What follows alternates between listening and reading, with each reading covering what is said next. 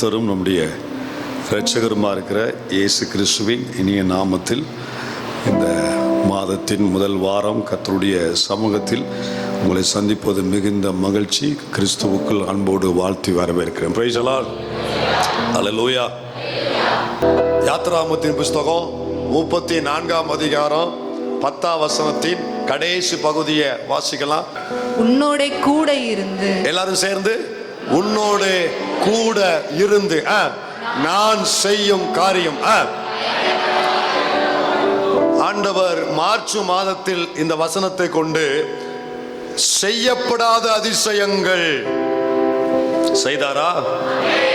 April மாதத்தில் இதே வசனத்தை கொண்டு உடன்படிக்கையின் தேவன் நிரூபித்தாரா? இந்த மாதத்தில் இதே வசனத்தில் மீதி பகுதி நம்மோடு கூட இருக்கும். அல்லேலூயா. நம்மோடு கூட 1000 கிலோ தங்கத்தை விட என் தகப்பன் என் கூட இருப்பதுதான் எனக்கு மேலான ஆசீர்வாதம். வீட்டை விட்டு வெளியே போகும் பொழுது உங்க பிள்ளை தலைமையில கை வைங்க, அல்லது நீங்க உங்க தலைமையில கை வைங்க. ஆண்டவரே, என் கூட நீங்க இருக்கணும்பா. என் பாக்கெட்டை நிரப்புகிறது இல்ல ஆசீர்வாதம், என் பேங்க நிரப்புவது இல்ல ஆசீர்வாதம். என் தேவ நீர் என் கூட இருப்பதுதான் எனக்கு மிகப்பெரிய ஆசீர்வாதம். அல்லேலூயா. கர்த்தர் நம்ம கூட இருக்கிற காரணம் என்ன, நோக்கம் என்ன? 28:15 ஆதியாகம புஸ்தகம் 28:15 முதல் காரணம், கர்த்தர் தம் பிள்ளைகளோடு கூட இருப்பதின் நோக்கம் என்ன? ஆதியாகமம் 28:15 நான் உன்னோட இருந்து நீ போகிற இடத்திலெல்லாம் உன்னை காத்து இந்த தேசத்துக்கு உன்னை திரும்பி வர பண்ணுவேன். நான் உனக்கு சொன்னதை செய்யும் அளவும் உன்னை கைவிடுவது இல்லை என்றார். நல்லா கவனிங்க. வசனம் ஆரம்பிக்கும் போது கர்த்தர் சொல்றாரு, நான் உன்னோட கூட இருந்து, நான் உன்னோட இருந்து, முழு சபையும் கூட சேர்ந்து இணைந்து நான் உன்னோட இருந்து. யாக்கோபு சொல்றாரு, ஆண்டவர் நான் உன்னோட எதுக்குப்பா என் கூட இருக்கிறீங்கன்னு கேட்டா, முடியும் போது சொல்றாரு, நான் உனக்கு சொன்னதை செய்யும் அளவோ. என் கர்த்தர் என்னோடு இருப்பதின் முக்கிய நோக்கம் என்ன தெரியுமா? எனக்கு அவர் அநேக வார்த்தைகளை கொடுத்திருக்கிறாரு, அநேக வாக்கு தத்தங்களை கொடுத்திருக்கிறாரு. இந்த சபையோடு கர்த்தர் இருக்கிற நோக்கம் என்ன தெரியுமா? இந்த சபை துவங்கப்பட்ட முதல் நாள் முதற்கொண்டு கர்த்தரின் வாக்கு தத்தம் இந்த சபையின் மேல் இருக்கிறது. உன் குடும்பத்தின் மேல தேவனுடைய வாக்கு தத்தம் இருக்கிறது. உனக்கென்று தேவன் சில வார்த்தைகளை கொடுத்திருக்கிறாரு. உன் பிள்ளைக்கென்று கர்த்தர் ஒரு வார்த்தையை கொடுத்திருக்கிறாரு. இந்த தரிசனத்துக்கென்று தேவன் சில வார்த்தைகளை கொடுத்திருக்கிறாரு. சொல்லுங்க, என் மேல கர்த்தரின் வாக்கு தத்தம் இருக்கு. விசுவாசிக்கிறவங்க எல்லாரும் சொல்லுங்க, என் குடும்பத்தின் மேல, என் பிள்ளைகள் மேல, எங்க சபை மேல, எங்க தொழில் மேல கர்த்தரின் வாக்கு தத்தம் இருக்கு. இந்த வாக்கு தத்தம் இருக்கிறதுனால அது நிறைவேறணும்னா அவர் கூட இருந்தா தான் முடியும். அவர் கூட இருந்தா தான் முடியும். ஏன்னா வாக்கு அவருடையது, நிறைவேற்றுவது அவரு. அப்போ அவர் பார்க்கிறாரு, என் பிள்ளைக்கு வாக்கு கொடுத்திருக்கிறேன், வாக்கு கொடுத்துட்டு பாதியிலே கைவிட்டுட்டு போகிற தேவன் அல்ல. அந்த வாக்கு நிறைவேறுகிற வரைக்கும் கண்ணும் கருத்துமாய் கரிசனையோடு நம்மை கண்காணிக்கிற தேவன் அவர். நான் உனக்கு சொன்னதை செய்யும் அளவும், செய்யும் அளவும், அதை நிறைவேற்றும் அளவும் நான் உன் கூட இருக்கிற காரணம் என்ன தெரியுமா? யாக்கோபே, அனாதையாய் மனாந்தரத்தில் படுத்திருக்கிற யாக்கோபே, உன்னோடு நான் இருக்கிற நோக்கம் என்ன தெரியுமா? உனக்கு நான் சொல்லி இருக்கிறேன், உனக்கு நான் உரைத்திருக்கிறேன், உனக்கு நான் வாக்கு கொடுத்திருக்கிறேன். அது நிறைவேற்றுவதற்காக நான் உன் கூட இருக்கிறேன். கர்த்தர் பேச்சு துணைக்கு என் கூட இல்ல, ஏதோ நேர போக்குக்கு இல்ல. எனக்கு சொன்னதை நிறைவேற்றுவதற்காக என் கூட என் தேவன் இருக்கிறார். உங்களோடு தேவன் இருப்பதின் நோக்கம் உங்களுக்கு சொன்னதை நிறைவேற்றுவதற்காக உங்களோடு கூட தேவன் இருக்கிறார். நல்லா கவனிங்க. அந்த வசனத்துல ஆண்டவர் 3 காரியம் சொல்லுவாரு. 3 காரியம் சொல்லுவாரு. அப்படி வாசிங்க. உன்னோட இருந்து, ஒண்ணு. ரெண்டாவது, நீ போற இடத்தெல்லாம் உன்னை காத்து, அடுத்து இந்த தேசத்துக்கு உன்னை திரும்பி வர பண்ணுவேன். இந்த 3 சொல்றாரு. கூட இருப்பேன், உன்னை பாதுகாப்பேன், திரும்பி சரி, இப்போ இவன் போயிட்டான், மாமா வீட்டுக்கு போயிட்டான். 20 வருஷம் அங்கே டேரா போட்டான், 20 வருஷம் அங்கே தங்கியிருக்கான். 14வது வருஷத்துல அவனுக்கு முதல் 2 வசனத்தையும் தேவன் நிறைவேற்றிட்டாரு. இதுக்கு முந்தின சில வசனங்கள்ல உன் சந்ததியை ஆசீர்வதிப்பேன் வாக்கு பண்ணுவாரு. அப்போ அவர் சொன்ன வாக்கு தத்தத்தை நீங்க 30ஆம் அதிகாரம் 43ஆம் வசனத்தை பார்த்தீங்கன்னா நிறைவேற்றிடுவாரு. 30:43 வாசிங்க. இவ்விதமாய் அந்த புருஷன் மிகவும் விருத்தி அடைந்து திரளான ஆடுகளும் வேலைக்காரரும் ஒட்டகங்களும் கழுதைகளும் உடையவனானான். நல்லா கவனிங்க, அவர் அந்த 28ல சொன்ன அநேக வாக்கு தத்துவத்தை இந்த 30:43ல கர்த்தர் நிறைவேற்றிட்டாரு. தேவன் நிறைவேற்றிட்டாரு. நிறைவேற்றி முடிச்சதுக்கு அப்புறம் அடுத்த அதிகாரத்துல தேவன் அவனோடு பேசுவார். கவனிங்க, அடுத்த அதிகாரத்துல கர்த்தர் அவனோடு பேசுவாரு. இப்போ அடுத்து 31 அதிகாரம் முதல் வசனத்திலிருந்து வாசி. பின்பு லாபானுடைய குமாரர் எங்கள் தகப்பனுக்கு உண்டானவைகள் யாவையும். கவனிங்க, ஆண்டவர் உன் சந்ததி ஆசீர்வதிப்பேன், உன் கூட இருப்பேன், உன்னை பாதுகாப்பேனாரு. இது எல்லாமே யாக்கோப அவன் மாமன் வீட்டுல வச்சு கர்த்தர் என்ன பண்ணிட்டாரு? சத்தமா ஆசீர்வதிச்சிட்டாரு. ஆசீர்வதிக்கப்பட்ட பின்பு நடக்கிற காரியத்தை பாங்களேன், எல்லாமே சுமூகமா போகுது. எப்படி போகுது? தொழில் எப்படி போகுது? ஃபேமிலி எப்படி போகுது? சொல்லலன்னா பார்த்துக்கோங்க. பிறகு எப்படி போகுது? சுமூகமா போகுது. ஊழியம் எப்படி போகுது? எல்லாமே எப்படி போயிட்டு இருக்கு? சுமூகமா போயிட்டு இருக்கு, அனுகூலமா போயிட்டு, அருமையா போய்கிட்டு இருக்கு. அப்படி அதுதான் நமக்கு ரொம்ப பிடிக்கும். அது நமக்கு ரொம்ப பிடிக்கும். ஆனா அது நீடிக்காது. எப்படி தெரியுமா? அங்க பாருங்க, வாசிங்க. பின்பு லாபானுடைய குமாரர். கவனிங்க, மச்சனமாரு. யாரு? மச்சனமாரு பேசுறான். அதுக்கு தான் சொல்றது, போனோமா, விருந்த சாப்பிட்டோமா, பேக்க தூக்கணுமான்னு இருக்கணும். இது தேவையா? மச்சனமாரிய கூடி பேசுறான். வெளியே நின்று இவன் உள்ள இருக்கான், வாசல்ல இவனுக்கு கேட்கட்டும்னே பேசுறான். ஒரு காலத்துல தூரமா இருந்து பேசுறவன் இப்ப பக்கத்துல உனக்கு காது கேட்கிற மாதிரியே பேசுறான். நான் யாக்கோபை பத்தி பேசிக்கிட்டு இருக்கேன். உங்க கதை எனக்கு தெரியாது. யாக்கோபை பத்தி பேசிக்கிட்டு இருக்கேன். என்ன பேசுறான் பாருங்க. எங்கள் தகப்பனுக்கு உண்டானவைகள் யாவையும், எங்க அப்பாவுக்கு உண்டானது எல்லாத்தையும் யாக்கோபு எடுத்துக்கொண்டான் என்றும். இது நியாயமா? அவனா எடுத்தான்? அவங்களுடைய டீலிங்க கர்த்தர் அங்கீகரித்து தேவன் யாக்கோபை ஆசீர்வதிச்சாரு. ஆனா அவன் பழி போடுறான், எடுத்துக்கொண்டான். நீ சம்பாத்தியம் பண்ணத உலக மனுஷன் எப்படி பேசுறான் தெரியுமா? எடுத்துக்கொண்டான், திருடி கொண்டான் அப்படின்னு உன் மேல வீண் பழி யாக்கோப்பு மேல வருது. திடீரென்று காயப்படுத்தப்படுகிற சம்பவம் யாக்கோப்புக்கு நிகழ்கிறது. எடுத்துக்கொண்டான் என்று எங்கேயோ போய் யார்ட்டே சொன்னாலும் பரவாயில்ல, இவன் காது கேட்கிற மாதிரி சொல்லியிருக்கான். எப்படி வாசிக்க முடியுங்க? எங்கள் தகப்பனுடைய பொருளினாலே இந்த செல்வத்தை எல்லாம் அடைந்தான் என்றும். சும்மா வரல, எங்க அப்பா வீட்டுல உள்ளதை எடுத்து வந்திருக்கான். எங்க அப்பா வீடு எங்களுக்குரியதை எடுத்து இவன் வளர்ந்திருக்கிறான். நான் இல்லாம இவன் வரல, சொல்லி காமிக்கிறான், குத்தி காமிக்கிறான். சொன்னான் என்றும் சொன்ன வார்த்தைகளை யாக்கோபு கேட்டான். எப்படி இருந்திருக்கும்? உங்களை குறிச்சு உங்களுக்கு விரோதமா பேசுறத உங்க காதே கேட்கணும். எப்படி இருக்கும்? நீங்க இதுவரை கேட்கல, அதனாலதான் உங்க வாட்டில் உட்கார்ந்துருக்க. கேட்டவனுக்கு தான் தெரியாது. கவனிங்க, யாக்கோபு கேட்டான். அடுத்த வசனம். லாபானின் முகத்தை யாக்கோபு பார்த்தபோது மச்சனமாருங்க அப்படி போயிட்டானுங்க. இப்ப அடுத்து மாமன் பாருங்க. அது நேற்று முந்தைய நாள் இருந்தது போல் இராமல் இருக்காது ராசா, இருக்காது. மனுஷன் எப்பொழுதுமே மாறக்கூடியவன் தான். காலையில ஒரு முகத்தை வச்சிருப்பான், மதியம் ஒரு முகத்தை வச்சிருப்பான், சாயங்காலம் வேற முகத்தை வச்சிருப்பான். இவன் முகம் முன்னாடி வேறுபடுது. இது யாக்கோப்பை காயப்படுத்துது. என்ன நல்லா போய்கிட்டு இருந்த சூழ்நிலை இப்ப நமக்கு விரோதமாய் மாறுது, எல்லாம் எதிராக மாறுது. ஏன், என்னாச்சு அப்படின்னு அவனுக்குள்ள பல குழப்பம் வருது. இந்த காலை நேரத்துல இந்த ஆலயத்தில் ஆராதனை அமர்ந்திருக்கிற தேவ பிள்ளையே, ஒரு பக்கம் குடும்பத்தின் காரியம் சுமூகமாய் போய்கொண்டிருந்துச்சு, இன்னொரு பக்கம் உங்க தொழில் அனுகூலமாய் போய்கொண்டிருந்தது, சந்தோஷமா நீங்க இருந்து கொண்டிருந்தீங்க.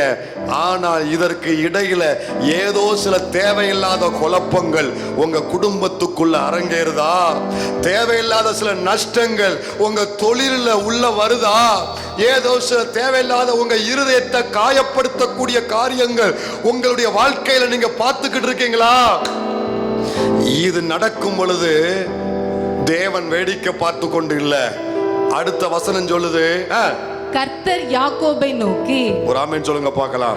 இந்த காலை நேரத்துல யாக்கோபு மாதிரி எல்லாம் சுமூகமாய் போய்க்கொண்டு இருந்த பொழுதிலும் சில குழப்பங்கள், சில காயங்கள், சில இழப்புகள் நடுவில் அமர்ந்து கொண்டிருக்கிற தேவப்பிள்ளையே, தாயை, தகப்பனே, சகோதர சகோதரி, இந்த காலை நேரத்துல கர்த்தர் உன்னை நோக்கி, யாக்கோபை நோக்கி, உன் பிதாக்களுடைய தேசத்திற்கும் உன் இனத்தாரிடத்திற்கும் நீ திரும்பி போ, நான் உன்னோட கூட இருப்பேன் என்றார். பாதி வழியில் விட்டு விடாத தேவன், உன்னோடு கூட இருப்பேன் என்று சொன்னவர் பாதி வழியில் விட்டு விடாத தேவன். உன்னை ஆசீர்வதிச்சிட்டேன், என் வேலை முடிஞ்சிச்சு, போயிட்டு வாரேன்ட்டு போக மாட்டாரு. இறுதி வரை என்னோடு என் கூட இருக்கிற தேவன். கவனிங்க, 28:15 3 காரியம் சொன்னாருன்னு சொன்னேன். உன்னோடு இருப்பேன், உன்னை பாதுகாப்பேன். மூணாவது என்ன சொன்னாரு? உன்னுடைய தகப்பன் வீட்டுக்கு. கவனிங்க, அங்க கொடுக்கப்பட்ட வாக்குத்தத்தம் 3ல 2 நிறைவேற்றி அவனை ஆசீர்வதிச்சிட்டாரு. ஆனா 1 நிறைவேற்றப்படவில்லை. எது மட்டும் நிறைவேற்றப்படல? தகப்பன் வீட்டுக்கு போகணும், திரும்ப வரணும், அது மட்டும் நிறைவேற்றப்படல. நல்லா கவனிங்க, நல்லா கவனிங்க. இப்ப ஏன் இந்த குழப்பம் அவனுக்கு வந்துச்சு தெரியுமா? ஏன் முகநாடி வேறுபட்டுச்சு தெரியுமா? ஏன் யாக்கோப்பு இருதயத்தை காயப்படுத்துற மாதிரி பேசினாங்க தெரியுமா? தேவன் இந்த சூழ்நிலை ஏன் அனுமதிச்சார் தெரியுமா? உனக்கு கொடுக்கப்பட்ட வாக்குத்தத்தத்துல 3ல 2 மட்டும்தான் நிறைவேறி இருக்கு. இன்னும் 1 நிறைவேற்றப்பட வேண்டியது இருக்கிறது. எனவே இந்த சூழ்நிலை உனக்கு அனுமதிக்கப்படுகிறது. இந்த சூழ்நிலையின் ஊடாக நான் உன் கூட இருந்து இன்னும் நிறைவேற்றப்பட வேண்டிய 3வது வாக்குத்தத்தத்தை இதற்கு பின்பதாக உன் வாழ்வில் நான் நிறைவேற்றி முடிப்பேன். யாக்கோபு மாதிரி காயப்பட்ட அனுபவத்துல, இழப்பின் பாதையில, அல்லேலூயா, யாரும் இல்லாத சூழ்நிலையில பல விதத்துல நொறுக்கப்பட்டவர்களாய் கடந்து போகிற தேவ பிள்ளையே, ஏன் உனக்கு இந்த அனுபவம் வந்துச்சு தெரியுமா? ஒரு காலத்தில் உனக்கு கொடுக்கப்பட்ட வாக்குத்தத்தத்தில் முழுவதும் நிறைவேற்றப்படவில்லை, பாதிதான் நிறைவேற்றப்பட்டிருக்கு. இன்னும் மீதி நிறைவேற்றப்பட வேண்டியது இருக்கிறது. அது நிறைவேற்றப்படுவதற்காக நீ விரும்பாத இந்த பாதையை கர்த்தர் உனக்கு அனுமதிக்கிறாரு. ஆயினும் அவர் உன்னை விட்டு விலகவில்லை. மீதி நிறைவேற்றப்பட வேண்டிய மீதி உள்ள வாக்குத்தத்தம் நிறைவேற்றப்படுவதற்காக இந்த வேதனையான பாதையில, இழப்பின் பாதையில கர்த்தர் உன்னோடு, தேவன் உன்னோடு, மீட்பர் உன்னோடு. காயப்பட்டு வந்திருக்கீங்களா? இழப்பின் பாதையில போய்கிட்டு இருக்கீங்களா? நஷ்டத்தின் பாதையில் இருக்கிறீங்களா? புரிந்து கொள்ளுங்கள், நிறைவேற்றப்பட வேண்டிய மீதி வாக்குத்தத்தம் இருக்கு. அதை நிறைவேற்றுவதற்காக இந்த பாதையை அனுமதிச்சிருக்கிறாரு. இந்த பாதையில என் கூட தான் இருக்கிறாரு. எத்தனை பேர் விசுவாசிக்கிறேன்? விருப்பம் உள்ளவங்க மட்டும் என் கூட சேர்ந்து கன்ஃபஸ் பண்ணுங்க. எனக்கு சொன்னதை நிறைவேற்றுவதற்காக என் கூட இருக்கிறீங்க.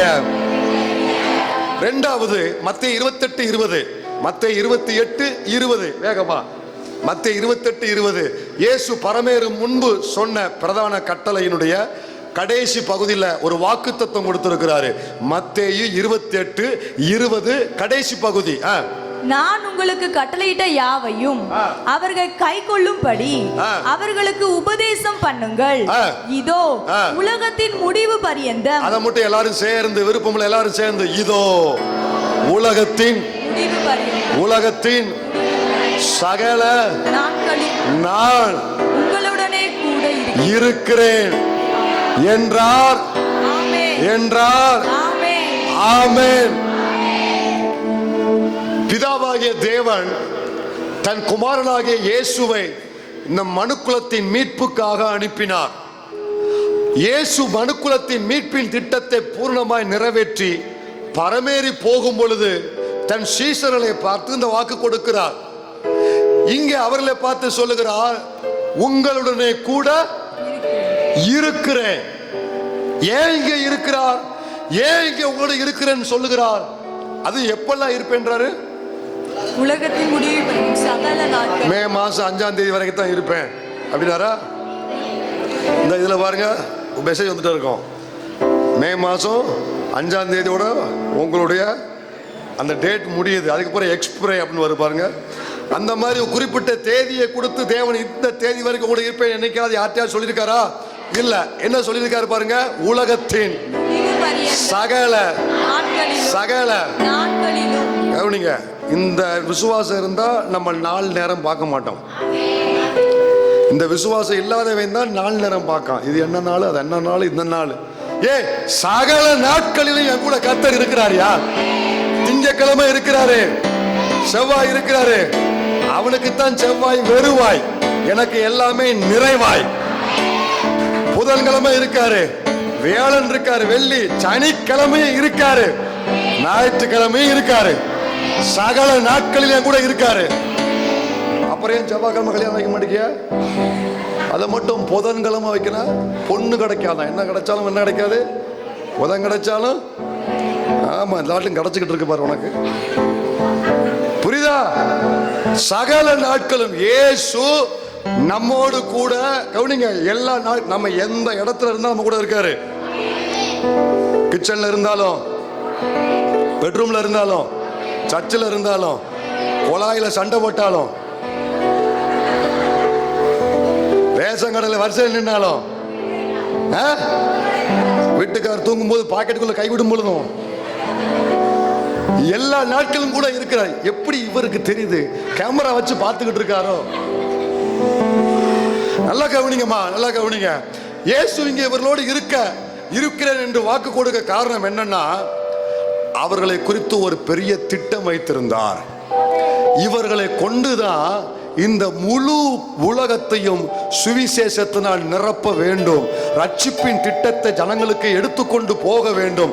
இவர்களை கொண்டுதான் அந்த சுவிசேஷத்தை முழு உலகத்திற்கும் கொண்டு போக வேண்டும் என்று சீஷர்களை குறித்து தேவன் ஒரு திட்டம் வைத்திருந்தார். அவர்களை குறித்து ஒரு நோக்கம் வைத்திருந்தார். எனவே சொல்றாரு, ஏப்பா, உங்களை குறித்து ஒரு திட்டம் வச்சிருக்கிறேன், உங்களை குறித்து ஒரு நோக்கம் வச்சிருக்கிறேன். அது நிறைவேற்றப்படுவதற்காக நான் உன்னோடு கூட இருக்கிறேன். வாக்கு தத்தத்தை நிறைவேற்ற கூட இருக்கிறவர். அதோடு விட்டு விடாமல் என்னை குறித்து கர்த்தர் வைத்திருக்கிற திட்டம் நிறைவேற்றப்படுவதற்காக என் கூட இருக்கிற தேவன். இருக்கிற இந்த தம்பியிலிருந்து பின்னால் இருக்கிற தாய் வரைக்கும் சொல்றேன், யாரும் விருதாவா இந்த பூமியில நீங்க பிறக்கல. ஒரு ஆபத்து விபத்துல நீங்க பிறக்கல, ஆக்சிடென்டா நீங்க பிறக்கல. உங்க அத்தனை பேரை குறித்தும் தேவனுக்கு ஒரு திட்டம் உண்டு. உங்களை குறித்து தேவனுக்கு ஒரு நோக்கம் உண்டு. ஆமென் சொல்றவங்களுக்கு கண்டிப்பா உண்டு. உங்க எல்லாரை குறித்தும் கர்த்தருக்கு ஒரு நோக்கம் உண்டுங்க. அவருடைய ராஜ்யம்ங்கிறது பெருசு, ராஜ்யத்தின் வேலைங்கிறது அதிகம். அதுல ஏதோ ஒரு விதத்துல தேவனுக்கு நீங்கள் பயன்பட, அரசாங்கத்துக்கு, அரசாங்க வேலை பார்க்கிறவங்க, கவர்மெண்ட் ஸ்டாஃப் கவர்மெண்ட்டுக்கு பயன்படுறீங்க, பிரைவேட் கம்பெனில ஒர்க் பண்றவங்க பிரைவேட் கம்பெனிக்கு பயன்படுறீங்க. இது இம்மைக்கான காரியத்துல உங்கள் பங்கு. ஆனா தேவனுக்குரிய காரியத்துல நீங்கள் செய்யும்படி உங்களுக்கான ஒரு பங்கை தேவன் வச்சிருக்கிறாரு. ஒவ்வொருவருக்கு குறித்து ஒரு திட்டம் இருக்கு. நீங்க படியாதவர்களோ, வசதி இல்லாதவர்களோ, நீங்க உங்களுக்கு எந்தவித பின்னணியும் இல்லாத யாரா இருந்தாலும் பரவாயில்ல, இந்த கம்பவுனி நடக்கிறீங்க பாருங்க, உங்களை கொண்டும் கூட ஏதோ ஒண்ணு கர்த்தர் திட்டம் வச்சிருக்கிறாரு. நடக்க முடியாம 80 வயசுக்கு மேல உள்ளவங்க கை வைத்துங்க, 70க்கு மேல உள்ள கை வைத்துங்க. நடக்க பலன் இல்லாம பலவீனத்தோடு வந்து போறீங்களே, 70க்கு மேல உள்ள கை வைத்துங்க. அந்த ஐயா இருக்காங்க, வேற கை வைத்துங்க. 70க்கு மேல அந்த அம்மா அப்படின்னா இருக்கிறாங்க. இப்போ இந்த அம்மாவையும் இந்த ஐயாவையும் பார்த்தா உங்களுக்கு என்ன தோணும் தெரியுமா? இவங்கெல்லாம் என்ன செய்ய போறாங்க, இவங்களுக்கு என்ன முடியும் அப்படின்றீங்க இல்லை தெரியா?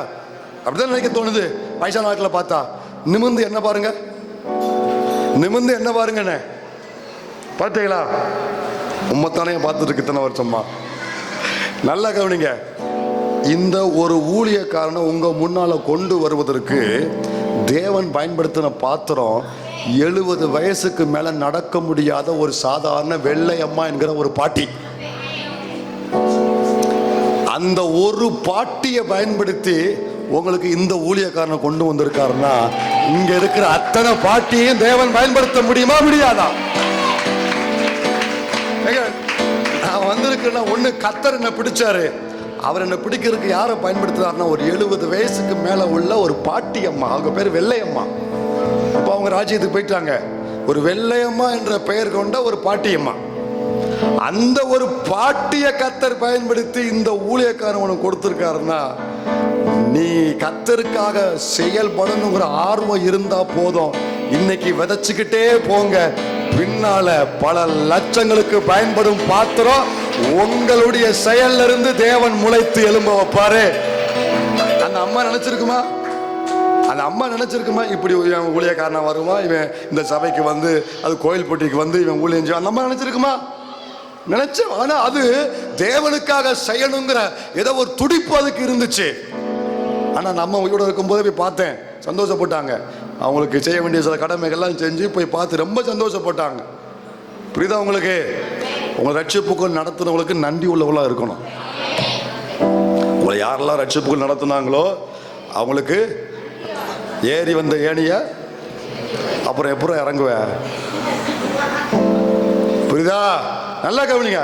அப்போ உங்க எல்லாரையும் குறித்து தேவனுக்கு ஒரு பெரிய திட்டம் உண்டு. அந்த திட்டம் நிறைவேறுவதற்கு தேவன் சொல்றாரு, நான் உலகத்தின் முடிவு பரியந்தம் உங்களோடு கூட இருக்கிறேன். ஏ தாயி, ஏ அக்கா, ஏ அண்ணன், கவனிங்க. உட்காந்து வீட்டுல சேனலை மாத்துறதுக்கு கத்தர் கூட இருக்கல. உட்காந்து வாய்களிய பேச சண்டை போடுறது கத்தர் கூட இருக்கிறேன்னு சொல்லல. தேவ திட்டம் உன் மூலம் நிறைவேற வேண்டியது இருக்குது. அது நிறைவேற்றப்படுவதற்காக கத்தர் கூட இருக்கிறாரு. வாலிப தம்பி, தங்கச்சி, உன்னை கொண்டு கத்தர் ஏதோ ஒன்ன செய்ய விரும்புகிறாரு. உன் வேலை, உன் குடும்பம் உன்னுடைய எல்லைக்குள்ளேயே வாழ்ந்து கொண்டு இருக்காத. அது ஒருபோதும் பின் சந்ததிக்கு பயன்படாது. உன் வட்டத்தை விட்டு வெளியே வா. என்ன கொண்டு என்ன செய்ய விரும்புறீங்கப்பா, அதை செய்ய ஒப்பு கொடுக்கிறேன்ப்பா. ஒரு சின்ன ஜெபம் உன்னை மிகப்பெரிய தாக்கத்துக்கு உன்னை பயன்படுத்த ஆரம்பிக்கும். அல்லேலூயா. ஒரு ஏக்கம் இருக்கணும். ஆண்டவரே, என் மூலம் ஏதாவது ஒண்ணு செய்யுங்கப்பாங்கிற ஒரு ஏக்கம் இருக்கணும். ஒன்னு சொல்லட்டுமா தம்பி, எனக்கு ஒன்னு சொல்லட்டுமா? கர்த்தர் யாரை பார்த்து சொன்னாரு? உங்களோட கூட இருக்குன்னு யாரை பார்த்து சொன்னாரு? சீசர்கள். இந்த சீசர்கள் நிலைமை என்ன சொல்லுங்க பார்க்கலாம். இவனுங்க எல்லாம் வேர்ல்டு கப் வாங்கினீங்களா? இவனுங்க எல்லாம் வேர்ல்டு கப் வாங்கினவங்களான்னு கேட்கிறேன். இல்ல 10ல சென்டை வாங்கினவங்களா? இல்ல 12ல ஸ்டேட் ஃபர்ஸ்ட் வந்தவங்களா?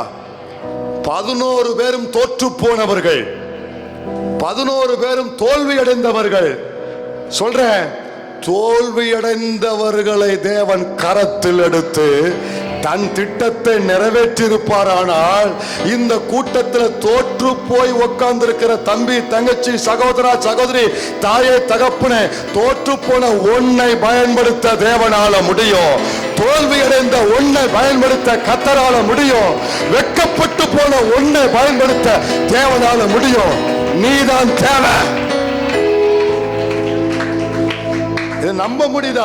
தோற்று போனவனை தேவன் கரத்தில் எடுத்தினார். ஐயா, இந்த கூட்டத்தில் யாரெல்லாம் தோற்று போய் வந்திருக்கிற, தோல்வி அடைந்து வந்திருக்கிற, தலை குனிந்து வந்திருக்கிற, வெட்கத்தை சுமந்து வந்திருக்கிற, இதுதான் முடிவுன்னு வந்திருக்கிற உன்னை பயன்படுத்த இந்த தேவனால முடியும். தோற்றவனை பயன்படுத்துகிறவர். இந்த உலகம் ஏற்கனவே எக்ஸ்பீரியன்ஸ் உள்ளவனை தான் பயன்படுத்தும். என்ன, ஏற்கனவே ஜெயித்தவனுக்கு தான் வாய்ப்பு கொடுக்கும். இந்த உலகம் ஜெயித்த அவனுடைய ஹிஸ்டரி என்ன, அவனுடைய பெர்ஃபார்மன்ஸ் என்ன, அவன் இதுக்கு முன்னால எப்படி இருந்திருக்கான், நல்ல ரேங்க்ல இருந்திருக்கான், ஓகே, நல்ல பெர்ஃபார்மன்ஸ் பண்ணிருக்கான், அப்படி அவனை எடு. அப்ப உலகம் யாருக்கு வாய்ப்பு கொடுக்கு? ஜெயிச்சவனுக்கு. ஆனா பரலோக தேவன் யார செலக்ட் பண்றாருன்னா, உலகத்தால ஒதுக்கப்பட்டு தோல்வியை சுமந்து கொண்டிருக்கிற தோற்றவனை கையில எடுக்கிறாரு. அப்ப தாயா அவர் வல்லமையை நிரூபிக்க முடியும். ஞானிய வெட்கப்படுத்த, அந்த அறிவாளியை வெட்கப்படுத்த இந்த பேதைய தேவன் பயன்படுத்த விரும்புகிறார். ஆண்டவருக்கு ஒரே ஒரு குவாலிஃபிகேஷன், அதாவது தேவன் உன்னை பயன்படுத்த ஒரே ஒரு தகுதி தான் உனக்கு வேணும். என்ன தகுதி தெரியுமா? நான் அன்ஃபிட்டு நீ நினைக்கிற பாத்தியா, அதுதான் தேவனுக்கு ஃபிட்டு. நான் தகுதி இல்லைன்னு நினைக்கிற பாத்தியா, அதுதான் தேவனுக்கு தகுதி. ஏன்னா இவனை பயன்படுத்தினா தான் இவன் தான் எல்லா மகிமையும் அவருக்கு செலுத்துவான்.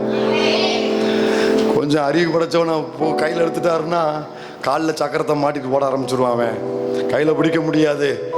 அறிவு பருத்தவன் நோவு பருத்தவன் இருக்கு. அவன் எல்லா கிரெடிட் தனக்கு எடுத்துருவான். அதாவது தேவன் யாரை புழுதிலிருந்து எடுக்கிறாருன்னா, புழுதிலிருந்து யார் எடுக்கிறாருங்க? சிறியவனை. புழுதியிலிருந்து எளியவனை.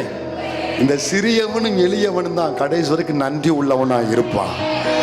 நன்றி உள்ளவனா இருப்பான். ஹல்லேலூயா. கர்த்தர் உன்னோடு இருக்கிறாரு. நீ எந்த சிறியவளோ, நீ எந்த எளிமையோ, நீ எந்த ஓரத்தில் தள்ளப்பட்ட தோல்வி அடைந்த பிள்ளைதான், உண்மைதான், விடு. உன்னை பயன்படுத்த தேவன் உன்னோடு இருக்கிறார். அவருடைய அழைப்புக்கு ஒரு ஆமேன் மட்டும் நீ சொன்னா போதும், வேற எதுவும் செய்ய வேண்டாம்.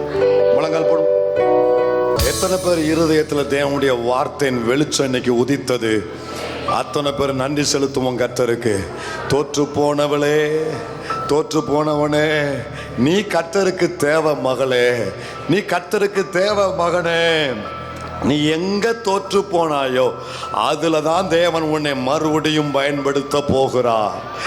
எந்த இடத்துல தோற்று போய் நிற்கிறாயோ உன்னை கொண்டுதான் உன்னை தள்ளினவர்களுக்கு உன்னை பயன்படுத்த போகிறார். உன்னை ஒதுக்கினவர்களுக்கு உன்னை பயன்படுத்த போகிறார்.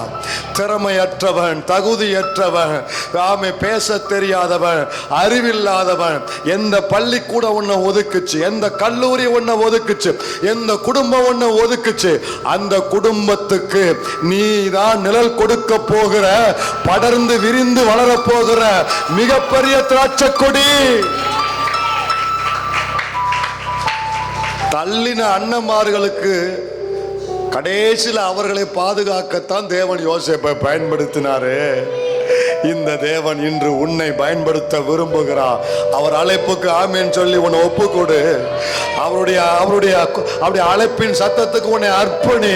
உன் கூட இருக்கிறேன், உன் கூட இருக்கிறேன். என் அழைப்பு பெருசு, அதற்கு சவாலும் பெருசு, ஆனால் அதை ஜெயிப்பதற்கு கர்த்தர் உன் கூட இருக்கிறார். கர்த்தர் உன்னோடு இருக்கிறார். பேசின வார்த்தைகளுக்காக நன்றி. இந்த வார்த்தையின் ஆசீர்வாதம் ஜனத்தின் மேல் தங்கி இருக்கட்டும். உடைய வார்த்தையை மாத்திரம் மகிமைப்படுத்தும். இயேசுவின் நாமத்தில் ஜெபிக்கிறோம் எங்க நல்ல பிதாவே, ஆமென்.